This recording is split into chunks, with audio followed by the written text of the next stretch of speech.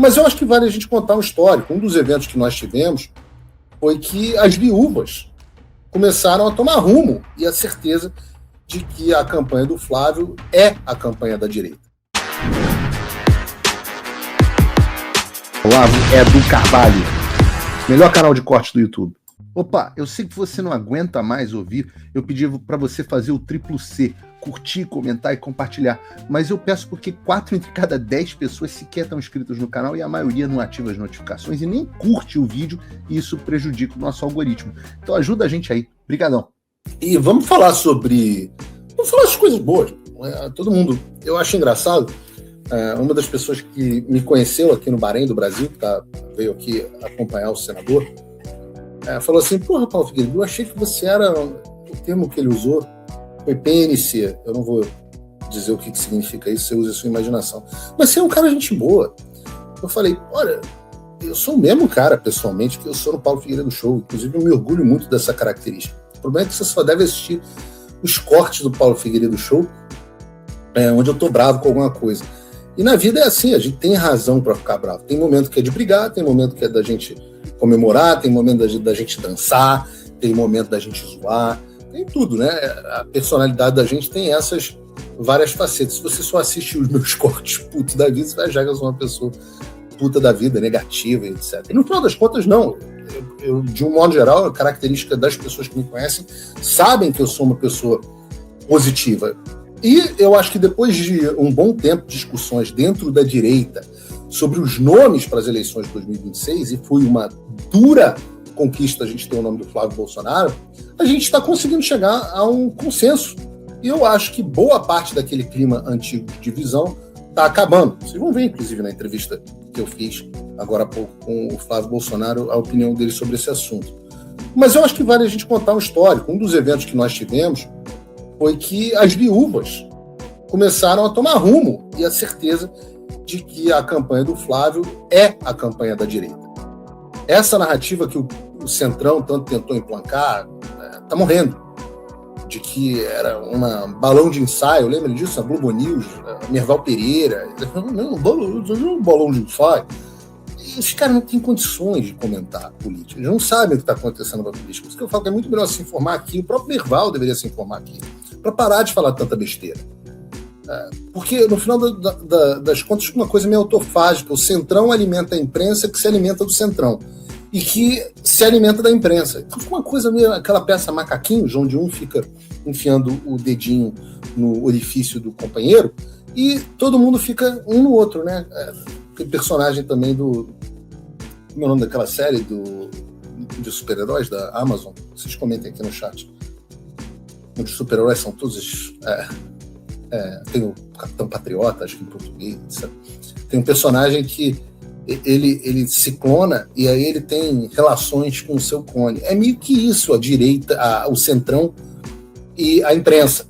E eles tentaram emplacar essa narrativa, etc., que está morrendo. E eu acho que está morrendo. Houve uma treta, né? Tem outras viúvas também que não são do Centrão. Vocês viram a minha treta com o Silas Malafaia. Né? O Silas Malafaia, eu sempre gostei do Silas, ele conseguiu a façanha de brigar até com as pessoas que gostam dele.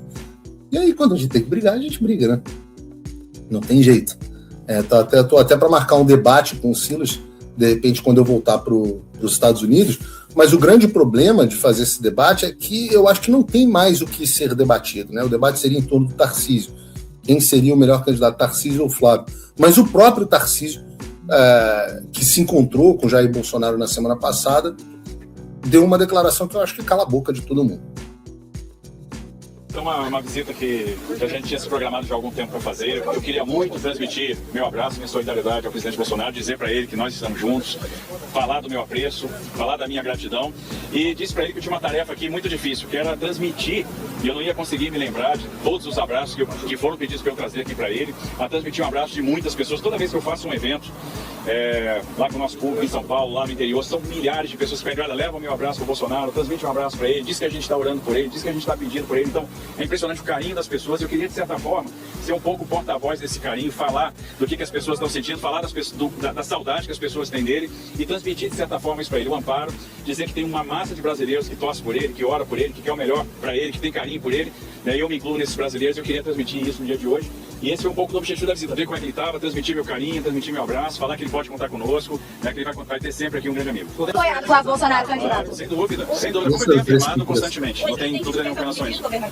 Não, assim, como eu falei, a gente conversou com amigos, a gente vai estar empenhado neste projeto, vamos entrar né, muito fortes, muito unidos, agregando mais pessoas, agregando mais gente, e falando de perspectiva, falando de projeto para o país, falando de pontos que são importantes para a gente resolver a questão fiscal e, aliás, mexendo algumas alavancas, a gente vai ver o fluxo de capital aumentando, a gente vai ver a moeda apreciando, a gente vai ver a inflação baixando, a gente vai ter espaço para reduzir taxa de juros, né, e tem várias questões aí que são importantes, que vão colocar o país na direção certa. Falamos muito dos tempos em que a gente trabalhou junto, no tempo que o presidente esteve no comando do país, das realizações, da saudade que a gente tem, né, de como era bom visitar o Brasil todo, vendo as entregas, convivendo esse período com ele. Foi um período para mim muito rico, né, então a gente precisa ver isso de novo, trazer essa alegria de volta. Ele falou sobre a saída do governador Caiado? Falou, e o presidente viu com bons olhos, o presidente elogiou o Caiado para mim, o presidente tem o apreço pelo Caiado, né, a consideração pelo trabalho que o Caiado fez ao longo da sua trajetória política. O presidente entende que é uma candidatura que soma também com esse projeto, e no final vai estar todo mundo junto contra o PT, não tenha dúvida disso. Então ele viu com muitos bons olhos, e o presidente então vê com esperança também, e viu um movimento acertado aí e ficou satisfeito. Mas sobre os três, ele falou alguma coisa especificamente sobre o Eduardo Leite de Caiado, ele demonstrou alguma preferência? Não, ele acha que soma, né? Eu acho que quem vai estar no projeto vai somar também, então, como ele já tinha falado antes, né, e também sendo coerente com o que ele já tinha dito, ter mais candidaturas não é um problema, eu acho que soma e no final você cria uma grande força. A exemplo do que aconteceu, por exemplo, no Chile recentemente, vocês viram esse grupo todo somado, fazendo a diferença e vencendo a eleição do segundo turno. É claro que é ótimo você ter mais candidatos de direita, ou que não dá para dizer que Caiado é de direita, ou sei lá, a maioria dessas pessoas são de direita, mas é óbvio que é ótimo você ter mais candidatos anti-Lula. Se você juntar 3, 4 candidatos que utilizam todo o seu tempo para darem porrada no PT, isso é absolutamente maravilhoso, né? E por isso que a eleição tem 2 turnos, as pessoas acabam indo para o centro de gravidade, que acaba sendo o Flávio Bolsonaro. E a declaração do Tarcísio, e eu, né, no programa, eu sempre faço o seguinte: a gente cobra quando tem que cobrar, mas quando não precisa cobrar, a gente tem que elogiar também. O governador Tarcísio tem feito isso com enorme frequência. Eu acho que ele sepultou de vez a história. Ele deu declarações, publicou tweet, está dando mais essa declaração depois da visita ao presidente Bolsonaro. E eu acho que o clima de divisão e discussão e briga, que até agora havia sido necessário até um certo ponto, pode ser superado. A gente pode ter foco na candidatura que não somente foi que recebeu o apoio do Jair Bolsonaro, mas, ainda que mais importante, foi a candidatura escolhida pela maioria das pessoas. O Flávio se mostrou que é um candidato, que era o candidato mais viável. As pesquisas estão mostrando isso. A briga interna, às vezes, é necessária, mas a partir de agora, eu acho que ela é contraproducente, a não ser que, de novo, se faça necessária por algum motivo. A gente já tem uma candidatura consolidada, tem um oponente a ser vencido, e eu fico feliz. Eu vejo até o Carlos Bolsonaro, que tem a reputação de ser o mais temperamental da família, é o irmão com quem eu digo aqui, eu não tenho nenhuma relação com o Carlos, nunca conversei com ele, então não tenho nem nada para dizer, mas eu fico feliz. Ele tem a reputação de ser o mais temperamental, e estava ele tendo um almoço com o Tarcísio no final de semana, que foi muito produtivo, cheio de elogios. E, vejam, tá aí o post do Carlos, mas também o próprio Eduardo, que tanto é tido como brigão, etc, e esse que não é brigão, fazendo uma postagem elogiando o Tarcísio. Como disse o Eduardo, e óbvio que a gente conversa sobre isso aqui, é óbvio que isso é um assunto, e a posição do Eduardo é a posição dele, e eu acho que ele disse bem, que agora é o momento da gente fazer, o momento da gente focar nas coisas que nos unem e nos fazem convergir. Mas eu falo isso, mas na direita isso nunca dura muito tempo. E aí a gente estava nesse clima gostoso de confraternização, poxa,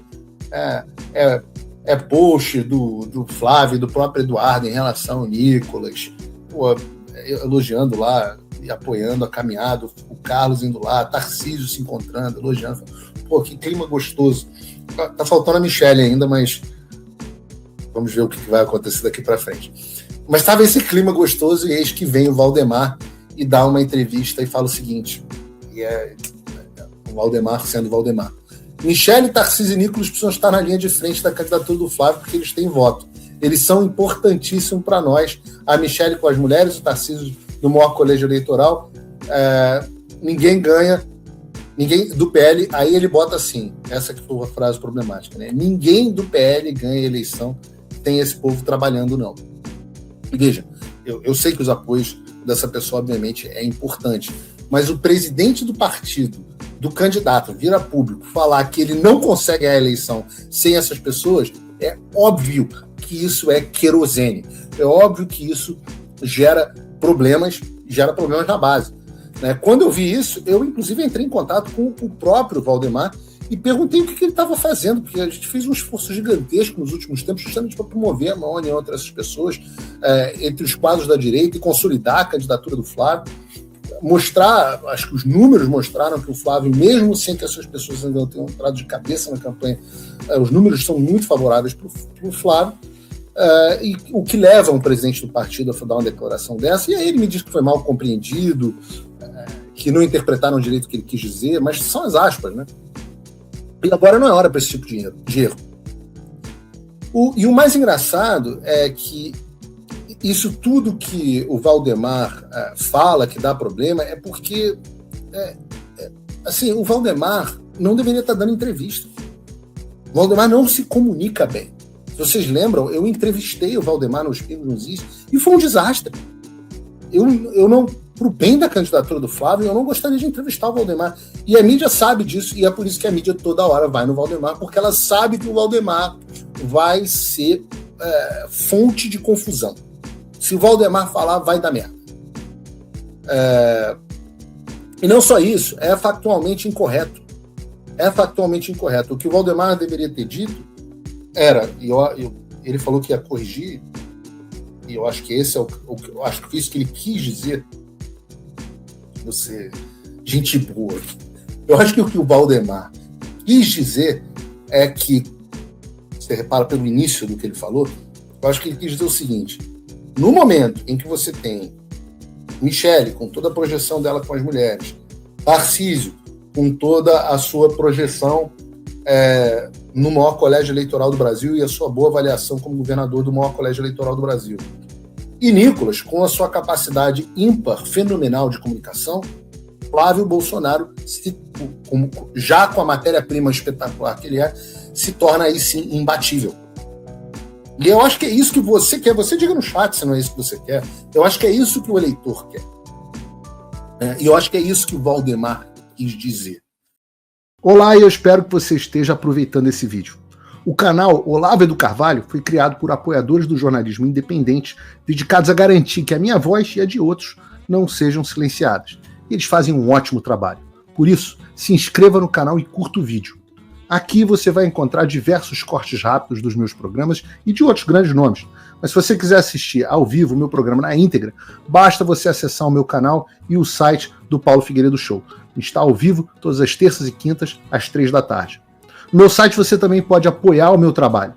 Todo o meu programa é financiado pelos assinantes e cada contribuição faz uma enorme diferença. Assinar é fácil e acessível. Eu ainda criei um cupom exclusivo de desconto para o Olavo do Carvalho, que oferece 20%. Com isso, você pode me apoiar com apenas um pouco mais de $5 por mês, que é menos do que uma promoção do Big Mac. Além disso, você ganha acesso a conteúdos e análises exclusivas, além de desconto nos meus cursos. O link e o cupom estão na descrição. Agora, se você está numa condição de vida abençoada, talvez você possa dar uma contribuição mais significativa, tanto financeira quanto intelectual, se tornando meu patrono Gold. Com um compromisso de $50 por mês, você faz parte do nosso grupo de WhatsApp, participa das nossas reuniões mensais de Zoom, dos encontros presenciais e também tem acesso a mim direto por e-mail, que você pode utilizar para contribuir com as suas ideias. E você vai se juntar a um grupo de pessoas de elite preocupadas com o Brasil. Você imagina o impacto que você vai poder causar. Desde dezembro de 2022, eu continuo com todas as minhas redes sociais bloqueadas no Brasil, as minhas contas e meus ativos congelados, meu passaporte cancelado, tudo a mando do Alexandre sem justificativa. Então, se você tem condições e quer ajudar mais o seu país, mas não sabia como, essa é a oportunidade que você estava esperando. Junte-se a nós, faça a diferença e não me deixe sozinho.